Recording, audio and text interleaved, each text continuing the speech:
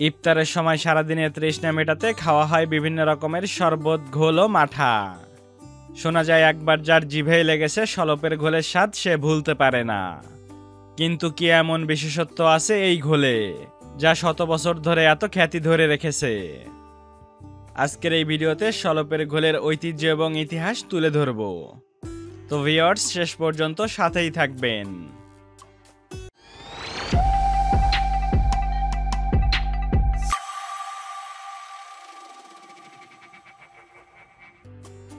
কথায় আছে দুধের স্বাদ নাকি ঘোলে মেটে না, কিন্তু শলপের ঘোল এমনই এক মন কাড়া যা হার মানিয়ে দিয়েছে গ্রাম বাংলার এই কথাটিকে।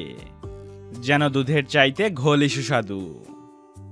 উল্লাপাড়া উপজেলা সদরের 6 কিলোমিটার পূর্বে শলপ রেলওয়ে স্টেশন।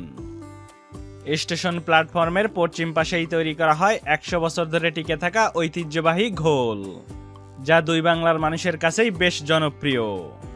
এই ঘোল একসময় শলপ রেলওয়ে স্টেশন থেকে কলকাতায় পর্যন্ত গিয়ে পৌঁছাতো। বিশেষ এই ঘোল তৈরির সূচনা করেন বেতবাড়ি গ্রামের সাদেক আলী খান। শলপের তদানীন্তন প্রভাবশালী জমিদাররা এই ঘোল তৈরিতে পৃষ্ঠপোষকতা করেন।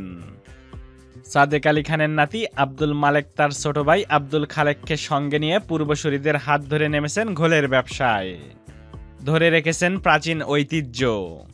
দুটি কারখানায় এখন প্রতিদিন তাদের 130 থেকে 150 মণ ঘোল ও মাঠা তৈরি হয়ে থাকে।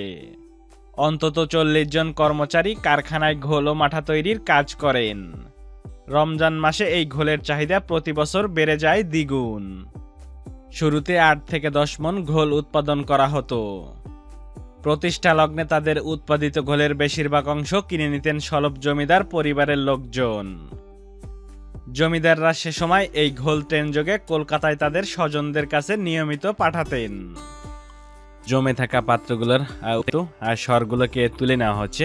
এইগুলো দিয়ে কিন্তু ঘি বানানো হবে। পাচ্ছেন প্রিয় ভিউয়ার, এরকম প্রত্যেকটা পাত্রতেই কিন্তু যে স্বরগুলো ধীরে ধীরে কিন্তু এগুলোকে উঠিয়ে নেওয়া হবে ঘির জন্য।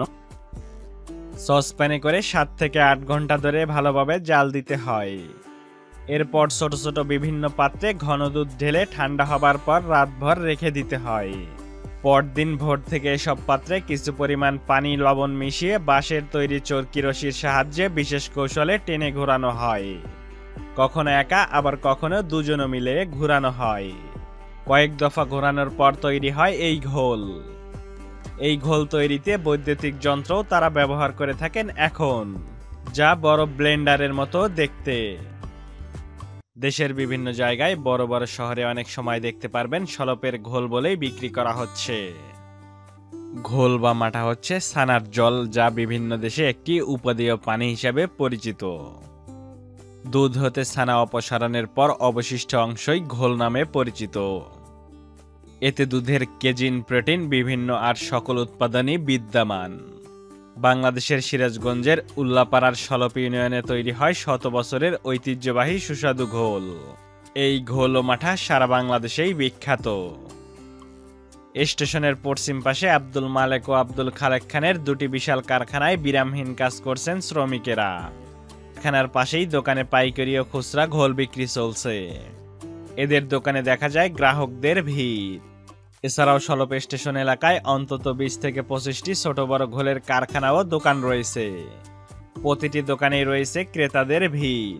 প্রতিটি দোকানে প্রতিদিন গড়ে 150 থেকে 200 মণ ঘোল বিক্রি হয়। দুধের স্বাদ ঘোলে না মিটলেও দুধের সব পুষ্টিগুণ কিন্তু ঘোলে সম্পূর্ণরূপে পাওয়া যায়, তাও আবার বাড়তি মিল্ক ফ্যাট বা ননি বাদ দিয়ে। ঘোল বলি আর মাঠা বলি বা ইংরেজিতে বাটার মিল্ক। যুগ যুগ ধরে এই উপকারী আর সুস্বাদু পানীয় সারা বিশ্বের মানুষই পান করে আসছে আগ্রহে ভরে। আর গ্রীষ্মের দাবাদহে যখন তৃষ্ণায় ছাতি ফাটে, লেবু চিপে 1 গ্লাস ঘোল পান করতে গিয়েও কারো আবার দুধের স্বাদের জন্য আফসোস হবে না, একথা হলপ করেও বলা যায়।